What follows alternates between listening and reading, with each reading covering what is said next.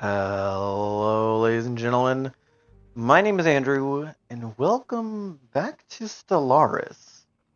It's actually been a while since I've played this game, and I've had the itching feeling to get back into this game for some time. I've been playing it a lot recently as well. I know that about a month ago I had started a playthrough on City Bus Manager, and while I do intend to get back to that game, I figured that we might want to explore Stellaris a little bit more. I have a couple ideas as to what we're going to be doing, though. And the first idea is one that I've been testing around for some time. And that is one, we're going to be creating a new civilization in Stellaris. And what type of civilization are we creating is a good question. First and foremost, let's actually go ahead and get into that process, shall we? Also, I do gotta take a quick moment to give recognition to this. This artwork that the developers have put down for the main screen for the current season, which for those who are not aware, the current season started like earlier this year, back in like March or April, I think it was. And oh my lord, I absolutely love this background. Anyway, I'm getting a little bit sidetracked. Let's actually go and create our said civilizations. Now, in the space of time since I last played Stellaris on YouTube, there has been a couple DLC that have released. I have yet to acquire those DLCs. I will be most likely acquiring them between games or between between playthroughs or something along those lines. But as of right now, I don't have the First Contact DLC, the Galactic Paragons, the Astral Planes, and the Machine Age. And then I believe they have one coming out soon that's called the oh god, it's the Storms one. I'm forgetting the name of it though. But anyway, we're gonna create a new race here. And if you've never created a race in Stellaris, I need to go ahead and emphasize that there is a lot of customization that you can specifically do with your race.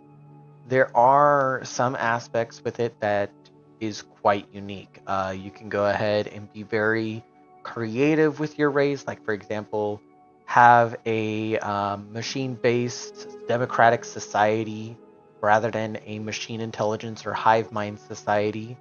You can have a like an avian species that's using lithoid-based ships rather than anything else.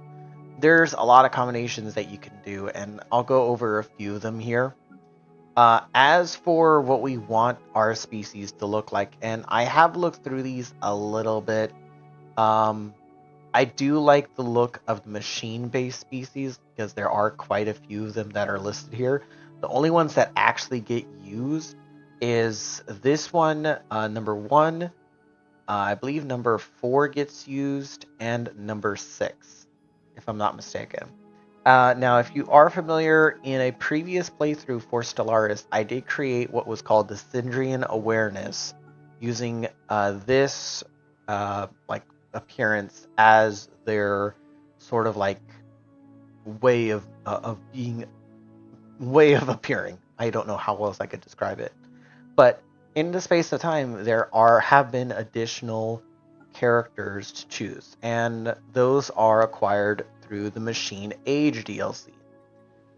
Obviously, I don't have that right now, so we're not going to be focusing on those. But instead, I'm going to browse through a few of these races, kind of get an idea as to which one I would want to focus on. I'm not 100% certain. We might go with actually a reptilian-based species. But I'll take a look. Hello to the Galactic Kindorian Assembly. This species, oh boy, I think is going to be quite the interesting play because, as the name implies, this is a species called the Kindorians. They are described as a clandestine species that aim to use their knowledge of closed traditions to aspire other species to become subservient to their rule. Naturally, their homeworld was witness to this as a first and successful attempt. And I'll get into how that plays into this here in a second. As for what I got inspiration from this, the Kindorian and Kadori like naming convention kind of just came to me. I don't think that it's a reference to anything. By all means, if you do know of something that does references it, by all means, let me know. But these, I believe that there is one reference that I'm just now thinking of that this would be closely similar to, which is this is the Kadori is resemblance of the Kindori of like from D&D. If you're not familiar with what a Kindori is in D&D, it is essentially a space whale. That's the best way I could describe it. In any case, that's fine. We're not worried about that, which is fine. Anyway, we are sticking with a reptilian naming convention here. I kind of wanted to go with the with the Zuz for the leaders' names, just to keep it a bit consistent. This species, I do got to take mention of right now that its only leaders are going to be female. So that means all leaders and populations will default to female as well. So there won't be any males in this society, which will be kind of interesting. Not sure how I feel about that. But anyway, moving along. We go ahead and get into their traits. They are considered a traditional species, so certain aspects of their species cognition makes it predisposed to especially value historical presence and group unity. So the unity that is generated from jobs is an increase of 10%. They are very strong, so members of this species possess a strength that almost defies the laws of physics. So their armies, not their navy, but their armies get a plus 40% increase. So that's actually really good. Worker population resource output is also increased by 5% because of this. This is the major one right here that I believe is going to be most beneficial to us. And of course, they are intelligent, so they do get a plus 10% to physics research, society, and engineering. The downside to this species is that they are slow breeders, meaning that they have a population growth speed of negative 10%. And they are non-adaptive, so any planet that they were to go and try and inhabit, they have a less of a chance to inhabit it because of the next part that I'm going to get into, which I really do like.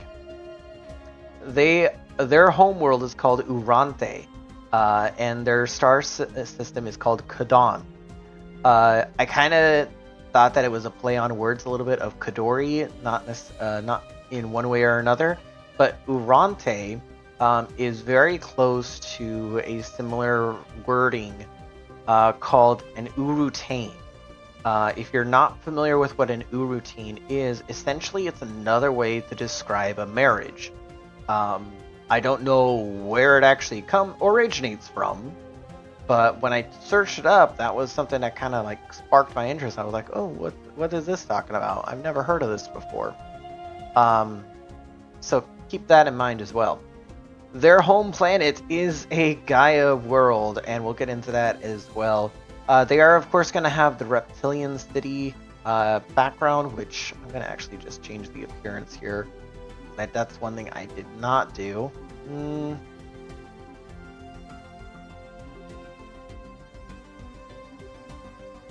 Yeah, that's fine. That one actually looked well. That one's fine. Okay. Moving along. Their origin. They are a life-seeded origin, so their homeworld is a Gaia world. Where there are some rare planetary features that the world does have upon generating into the system. So that means that our species preference when it comes to creating being habitable on other planets is having a preference for Gaia worlds. So what this means is that we have a plus 100% increase to be able to inhabit Gaia worlds specifically, or other Gaia worlds. Because of this, though, there is the guarantee that habitable worlds will not spawn. So we got to keep that in mind. There may be times where we will have to expand to a planet that is not that habitable to us. So that will be a difficulty right there. Moving on, we got our government. So I kind of tossed it around a little bit as to how I wanted to roll this. It gives this government going through. As for the ethics of the government, we are going to be an authoritarian government. So we get a 0.5 increase to our monthly influence, and worker population resource output is plus 5%. Along with that, we are fanatic materialists. So with that, robot upkeeps are minus 20% and research speed is plus 10%. Naturally, we will have some robots inside of the actual gameplay at some point, so this will actually come into play there. We are going to be an oligarch, and an oligarch is going to be similar to a it's not a democratic society, and it's not a what's this one? An imperial society or a dictatorial. So essentially, you got this board of directors, essentially, like 4 to 5 people, I think it is, that all serve as the leaders of the group. But the head person of the group is the main ruler, so to speak. Okay. Moving on to the civics, though. I'll get into specifics about the rulers shortly. They are a corvée system, so waives all unity costs from population's resettlement, so we don't need to worry about that cost, thank God. But the modifiers for that means that population growth from immigration is increased by 15%, and worker population resource output is increased by 10% as well. So that's actually really good. Then Byzantine bureaucracy. So this one's an interesting one. I had to read up on it, and this one's gonna be beneficial to an extent, and I'll explain that later on in the series. So this society is largely governed by a complex and, to the outsider, almost a labyrinthine system of bureaucracy. An army of officials and functionaries work tirelessly to keep the government running smoothly and ensure no citizens are allocated resources they cannot demonstrate a properly filled and triple stamped need for. So essentially, this is making it so that way anything that somebody receives is not going to be more than what they need. Obviously, you want to be able to fulfill everyone's need, and that's what this is focusing on right here. So there's that. Moving along, I did decide to go with the technocrats, like AI. The laws of science govern all. I kind of like this one the best because if we listen to, I believe it's the authoritarian one. The strong rule. Yeah, I kind of don't like this one, and I don't think it matches their species. Same for the materialist. It'll be fine. I'm telling you, just turn off the fail safes and wait. Is this thing on? Yeah, both of those don't really feel like they fit the theme, so to speak. So I went with the technocrat. Is made without great sacrifice. So with that said, moving along.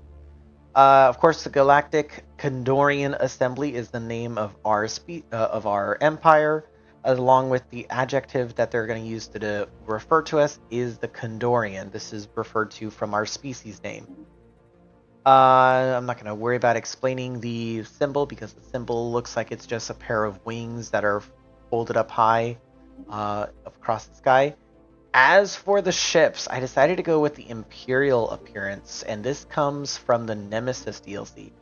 I like these ship designs the best because of the way they just look in the game, All the other ones also really don't feel as though they fit well within the nature of how we would want to run this empire. As for the ruler, our first ruler is Zamora. Zamora is a female, and being raised on the plains of Urante, Zamora became a prominent figure for her people, discussing and leading projects that others would call foolhardy and ambitious. Her exorbitant display of selflessness to her people quickly brought her to the favorited vote when elections for Urutane of Urante. So, an Urutane is the female leader of the actual Urante planets. So that is right there, and they'll likewise keep that for any sort of ruler positions that there are. And with that said, the only other thing is that her trait that she has is, of course, principled. So that means she's going to have give us a bit more stability across the entire empire, which is fantastic. With that said, I'd say that is a good society right there. Oligarchy, Corvée system, Byzantine bureaucracy, authoritarian, fanatic materialist. Oh yeah, quite a lot going on here, and definitely interesting to see where this is going to go. Let's actually go and play through this, shall we? And here we are, the Galactic Kindorian Assembly. In the eons since the first primitive Kindorian communities took shape in the idyllic valleys and lush forests of Urante, our civilization has spread and prospered. The vast world that we call home has always been a paradise to our kind, and as our scientific knowledge progressed, we began to see patterns in the biosphere that could not be natural. Did some unknown entity create this world specifically for us? Are we playing a part in an infallible design? Regardless of its origin, our people have thrived in our homeworld's pleasant climate and gentle environment. Now, after the discovery of the hyperlane network, the finest minds of the Galactic Kindorian Assembly have finished development of the first hyperdrives.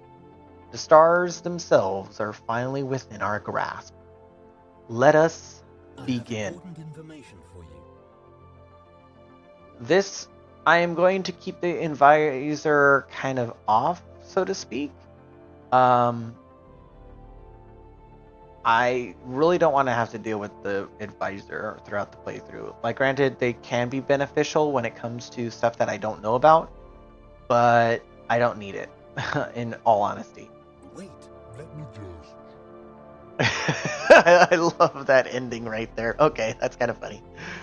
Okay, so here we are in the Kaidon system. Okay, pretty solid start. We got a couple different planets that we've already started work on. What I'm going to get started off first is that we got a couple things that we need to get going before we press this play button. First thing off is we got our technologies up here in the top left. We got our physics, our society, and our engineering. Now, because we are playing a reptilian species and not a machine species like I had played in my last playthrough, I do need to worry about consumer goods and food.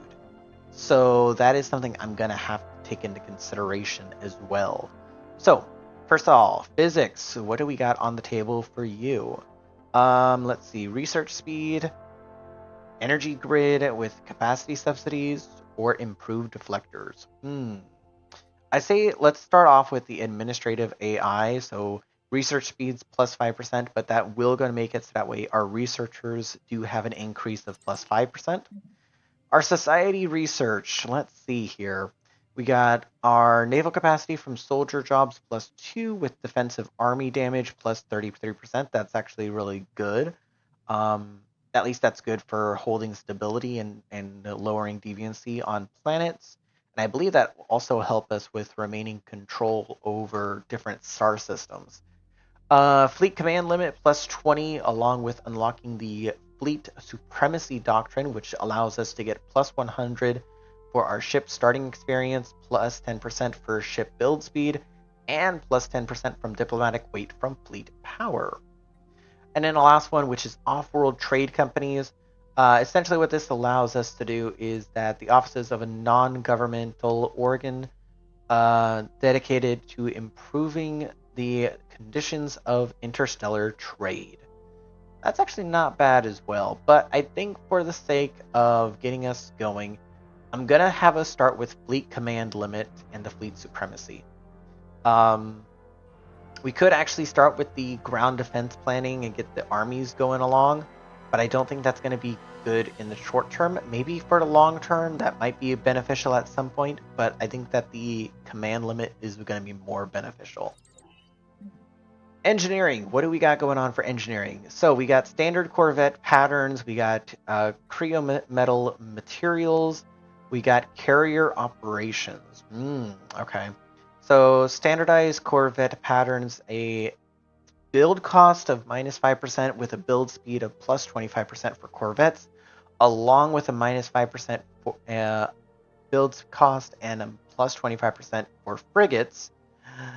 Then we go over to cryo metal materials, which allows us to upgrade our ships and get better armor. Carrier operations, which pretty much unlocks the basic strike craft as a starbase component. And orbital ring module, planetary defense, adds a hangar to StarCraft or to the orbital ring. Not sure what it's ringing by orbital ring, but okay. And then hangar bay, adds a hangar bay to the strike. Yeah, that's StarCraft. These manned StarCrafts are launched from a mothership and rely on their speed and small size to survive long enough to punch through enemy defenses. So I think we'll go with this one. This one actually seems like it's going to be much more beneficial. Okay, so we got that sorted out. As for our home planet, the Galactic Kindorian Assembly for Urante. Okay, what do we got going on here? So we got a commercial zone, which does give us a couple jobs. And we are getting some clerks who can produce some trade value and some amenities, along with some traders who can turn consumer goods into trade value. That's good, okay. So we get a good amount of jobs on that, but we do get a loss of one consumer good per month because of that. That's fine. Research labs. Research labs turn consumer goods into research points. Ooh, okay, so that's definitely different from what I'm familiar with from machine empires. So that's a different way of going about it. It does go and take up 4 consumer goods. So, ooh, okay. And then administrative offices, bureaucrats turn consumer goods into unity. So, okay, that makes a lot of sense then. So the administrative offices are what we want to use when it comes to unity. Okay, that actually makes a lot of sense then. Planetary administration, perfect. Okay, I'm not too worried about that. We are low on jobs already, so I want to go and queue up something for us to get some jobs going along. I think what we can do is we can start off by getting, let's see, we got some good materials coming along. I think what we'll do, we'll start off, we actually can't build it right now because we don't have enough materials for it. But what we will do then is we're going to go to the galaxy map. Let's see, where are we at on the map? Ooh, nice spread amongst the stars. And we're on the outer edge. I like this position. Okay, so obviously I want our construction ship first to actually work on the research station that we have yet to build in our home system. Whereas our science ship, I want you to go do some exploration. And as for our fleets, I want you to go take a look at some different galaxies as well, just to gather some intel. This is something that I think is actually quite a beneficial thing to do, to have our military fleets go out and do exploration as well. This allows us to get an idea as to like, oh, okay, well, this system possibly has something that we want to investigate over here. Maybe we should focus on making our way over there first. and then it gives us a lot of background. And that way it also saves us a little bit of time, because once when we get the ability, or at least once when we have the resources to make another research ship or military vessel, we actually can go and just send them out in two separate directions like we are now. So that's actually really good. And I've already fast forwarded time a little bit. I'm going to keep time as close to 1 time speed as possible. I don't like going at faster speeds, and I feel as though slower speeds are too slow, as ironic as it sounds. But I think that this is actually a good speed for us to go do start off. And you already got that research station done, and we're already prepared to get the next, potentially get more uh, mining stations. We just gotta go and wait about, what would that be? About like 3 more months in the game? 2 more now, actually. So, how many planets do you got there? You got not that many, actually. Okay, you don't got much intel, but let's go ahead and keep exploring. Let's go here. Let's see, you're almost done. Wait another month first before I go and give you anything to do. There we go. Next month, as turn around, go and build that mining station. And we've already accumulated a little bit of influence and a little bit of alloys here, so that's actually really good for starting off. Let's actually go and take a look at our empire here. They have yet to produce anyone yet. Let's actually take a look at the population screen on our planet for Urante.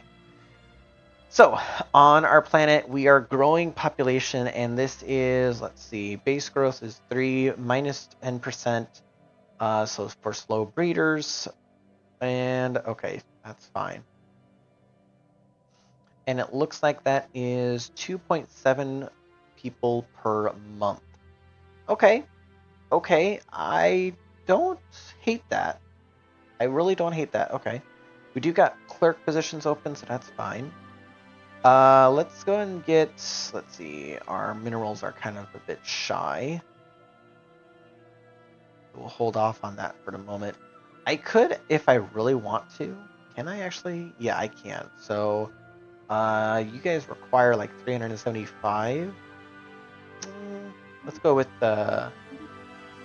It's going to be a bit expensive at first, but I'm going to just get a little bit of materials purchased right off the bat.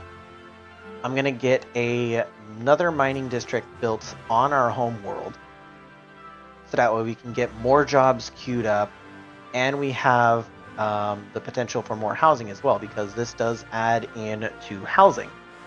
They will be able to produce 12 minerals, so our mineral production will go up from 30 to 32 at that point.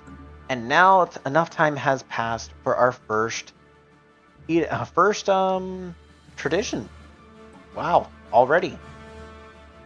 So our traditions are pretty interesting. We got a lot that we can choose from here. Let's see, this is 17 different tradition fields that we can go with. Oy vey. Okay, so we can go with a lot of choices here. Most people, when they start off Stellaris, they end up going with the expansion tradition path for their first tradition. And while I don't mind that idea, I don't think it's necessarily beneficial in the late game. It is beneficial for the early game, don't get me wrong, but for the late game, not so much. So, with that said, I want to go with one of the other ones. This one's actually going to be beneficial as well. So, Unyielding. +2 starbase capacity with a starbase upgrade speed of +50%. That's actually really good for us to go and make sure that our defenses are in order.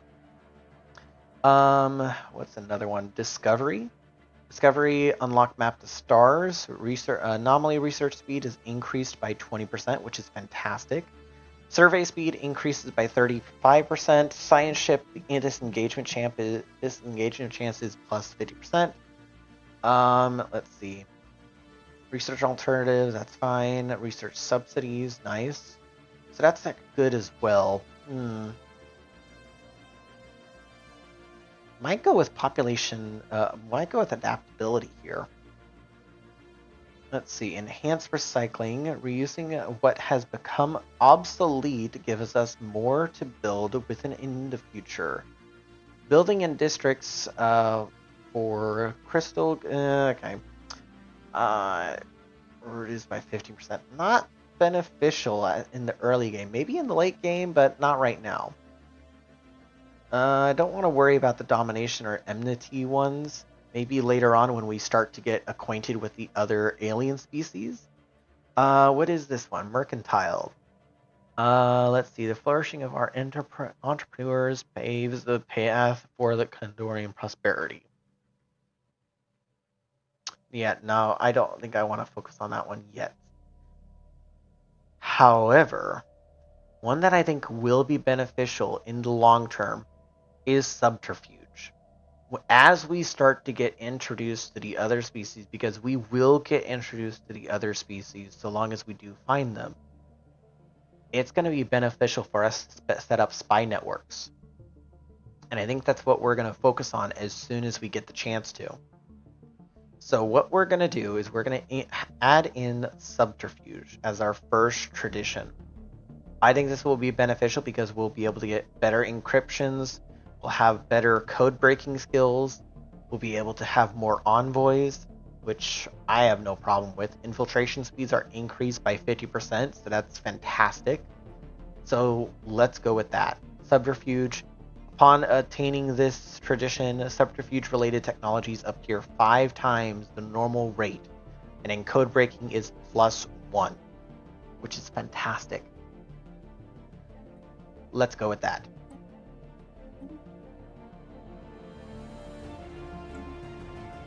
Moving along. Looks like you're finishing up your work on the second mining station there. And looks like you've already explored enough out here. Let me just get you over there real quick and let's have you explore that system. I want this guy to be able to explore the systems around here. He doesn't have to survey them because he's not a scientist, or she's not a scientist, not he. But it's definitely something to keep in mind. Okay, perfect. Our first first system is fully surveyed. Let's go to this system now and go there. Now, our construction ship, I want you to head over to this system and build technically our second outpost. Our first outpost is from our home system. Okay, you didn't discover anything in there of unnatural origin right away, so that's fine. I'm gonna have you move over to that system then. I want them to take a look at the systems first before actually like engaging with any hostiles. Hopefully they don't have to, but it is possible. Okay, how's our planet doing? Planet is doing good. We got our mining spot. We do need more jobs though. That's gonna be difficult. +2, +1. Okay, so let's go and add in a building here. What type of building do we want? Maybe a civilian industries? Maybe. Hollow theater, consumer goods into unity and amenities. Okay. Entertainer jobs +2. I really want something that's going to have a high number of jobs, so let me pause the game real quick. Precinct houses, enforcer jobs +2, +2, clerk jobs +1, +2. There's not a lot of high number of jobs. Okay. But the good thing about all these is that they're all just the jobs. They're not going to be like adding in housing as well. Like, granted, if we went to a city district right now, we're adding in like 5 houses, a building slot, and clerk jobs. Which, don't get me wrong, I have no problem with that, but by all means, that's a lot right there. So let's go and get civilian industries going. It is going to be an upkeep of 12 minerals, but it is going to produce us 13 consumer goods, which I think we really do need those, at least as it stands right now. So let's go and do that real quick. That's going to be our first of many different buildings that we're going to have on that planet just to keep up. You're already working on that star base. How many planets do you got over here? 8. Oh boy, lots going on over there. Military fleet. You just got to that system. Nothing going on over there. So head over to that system then. Looks like our construction ship is done with their starbase project. Let's go ahead and have them work on the mining station there. We're going to need it. And then after they get done with that, they can work on the research station that they are going to need, that we're going to need. Ready. Perfect. Okay, so 2 things popped up right there. That was actually quick succession at the moment. We had our council agenda becoming available, which we have a council of 4 people. We have Urante, which is Urante Zamora. You have the Minister of Defense. You have the Minister of the Head of Research, and the Minister of State. Minister of State improves envoy relations by plus 2%. And so envoy improve relations is plus 2%. Envoy harm relations is plus 2%. First contact speed is plus 2%, and infiltration speed is plus 2%. That's not too bad. That's actually pretty good. Let's see. Head of research, you're currently, let's see, research speed plus 2%. That's good. And then Minister of Defense, minus 2% on ship upkeep, minus 2% on army upkeep, and minus 2% on starbase upkeep. I like that. I like you. I like you, buddy. Let's see. Okay. So we got our first one here, citizen population happiness plus 4%. We launch that agenda, and we can queue up the next agenda for its set. We got 3 different choices here. We got progressive growth, which is meant for mechanical population assembly speed. We're not assembling any population, so that's not going to be beneficial right now. Preserve the order, worker population resource output plus 5%, slave population resource output plus 5%, and authoritarian ethics attraction is plus 10%. Upon launch, the worker population resource output and slave population resource output is plus 10, but their power is minus by 0.25. Okay. Evolving society, that increases our monthly unity plus 10%, and then launched increases it by plus 40. So I think we'll go with that. Do we have any edicts that we can impose right now? So let's see. Information quarantine. So stability plus 5. I don't think both these are required, but we will go with fortify the border. We don't need it right away, but we could utilize it at some point. And I believe that this is going to be our upkeep taken from our edicts fund right here, if I'm not mistaken. That's not taken from the amount of unity that we have. Or is it? No, it is not. Okay. We also got our next tradition. We got a tradition that we can unlock. So we're going to unlock operational security. This is going to increase our code breaking by plus 1, operation skill by plus 2, and our tracking for any sort of covert operations by plus 10. So that's going to be good to get us started. Let's see. You're currently working on that mining station. Continue at it. You still have 6 other planets to go and deal with, or to survey. I think at this point we can actually go and create another science ship. So let's go to the shipyard real quick. Science ship. Queue 1 up there. That's going to take 60 in-game days. So let's go and do that real quick. Let's see. Our military ship is over in the what system is this? The Himpra system. Okay. Let's see here. Construction online. Oh, construction. We also got this Commander Gain Straits. Let's see here. You're currently at 176 days left for building that. We have 3 jobs available and 10 housing. We need to get more jobs. Definitely more jobs. Commander gains trait following the recent sensor swipe of the main system. Which system is that? Ah, this one. Interesting. The one that they just went into. Commander Galatic has learned how to deploy her units to maximize their sensor range. Few fleet commanders possess the skill to carry out such complex maneuvers. So she gains a skill called Scout, granting the following effects. So sublight speed is plus 5%, ship hyperlane detection range is plus 2%, or plus 2, and then time spent missing in action is minus 10%. That's fantastic. Definitely keep that up. So now they can go much farther on hyperlanes without knowing where they're actually going to go. So that's fantastic. Have you continue to do that. You now go ahead and build that research station that you have over there. Our new science ship. Let's go and get you a scientist on board. Who do we have on the docket for our leaders? Let's see, we got this guy right here, which he has a leader trait for planets and sectors. Not ideal. We got Zaz here. Survey speed plus 10%. Ooh, I like that. I like that a lot. He only costs 100 and he's only 2 per month. I like that. Yeah, that's 2 per month. Yeah, pretty good. Let's see what you, crime plus 10 and ugh.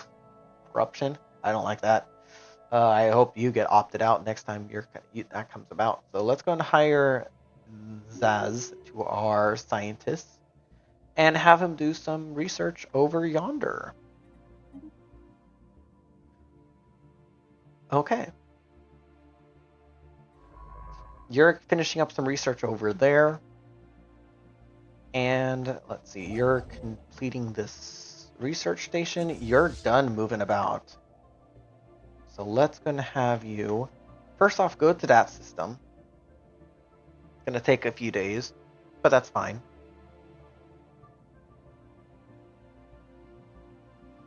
Okay, looks like you're getting started there. Got quite a few planets to go and do over there. 12 planets in total. You got a few more planets left, so that's not too bad. Let's see. You're done getting to that system, so at that point... Perfect. That means the research station over at the Exochromia station is done. Let's have you go there. And that is good to go. Get a lot more sensor data going on over here so that way we can get an idea as to what we're dealing with. Event change precursors, the Cybrex. We have recovered artifacts from an ancient alien civilization on Cerbon 3. Incredibly, the civilization, which apparently referred to itself as the Cybrex, seemed to have been made of machines that were linked together in some sort of collective consciousness. The age of the artifact indicates they were active some 600,000 years ago. In this portion of the galaxy at least, but we have learned nothing of their exact origins. According to a partial data fragment that our scientists managed to extract from one of the artifacts, the Cybrex at some point launched a crusade to destroy all sapient organic life in the galaxy for reasons unknown. So that's interesting. That begins the precursor Cybrex event chain. So, and we do get some minor artifacts from that. Discovery of ancient life. So we discovered some ancient life on that planet, so that's fine. We may not be alone out here. So we do get some society research from that. I'm going to check our society research while I'm at it. Okay, pretty good. All of these still have quite a ways to go before getting research completely. You're almost done with your said research. And I think I want you to start moving in this sort of a direction. Because as soon as you get into that system, you should be able to create your starbase. Now, what is this? Contact report, remnants. The Galactic Kindorian Assembly is abuzz with news of the alien remnants that were recently studied.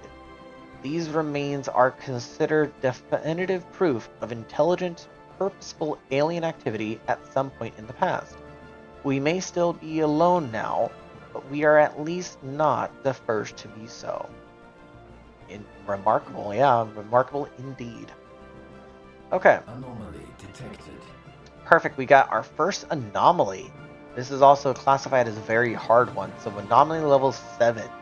Yeah, let's not focus on you right now. Go ahead and leave that be for now.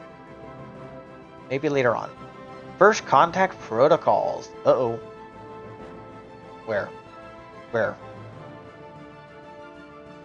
Our recent encounter with alien lifeforms has reignited and made sudden more urgent the old debate on how we should approach contacting any potential intelligent alien civilizations we may meet. While some advocate focusing on establishing friendly relations as quickly as possible by contacting them with a message of peace, others advise caution, pointing out that we cannot know whether alien minds bear ill intent towards us, and that it would be unwise to let them know too much about us before it is necessary. A third, more radical group pushed for preemptive action against them. With the security of all Kindori at risk, they said, we dare not hesitate to take whatever measures necessary to gain the upper hand against any potential xenothreats. So essentially that's a calling out for xenophilia right there. So, in past playthroughs, I've always played the cautious route because some of the different species are more willing to work with you than others. Some of the more hostile species, not so much. So, like, for example, if the species themselves is very much of a dictatorship, they're going to be a bit more hostile towards you, rather than, say, a democratic society is going to be a bit more friendly and open relation with you. So I think it will be wise to be cautious to get started. So the policy for the first contact protocol is going to be set to cautious. The policy has the following effects: cannot attack neutral entities. Other nations will find it harder to establish communication with us. Negative first contact events are less likely to happen to us. So that's actually good. And I think as soon as you're done over here, which you only got one planet done, or left at least. Let's see, how many, let's see, you got quite a ways to go over here. Not a lot, but quite a ways to go nonetheless. Research speed is going to be slow. How long until we get our next one? 9 months? 9 months for our next tradition unlock? And that planet, or that system is surveyed. So let me go and get our construction ship out there to build the star post. And I want you to come out here to survey this system. And while they are moving about and doing and shaking and grooving, I think, ladies and gentlemen, we are going to call it there. Welcome to, once again, the Kindorian, the Galactic Kindorian Assembly. And I hope that you have a good one. Oh, damn it. Wrong buttons.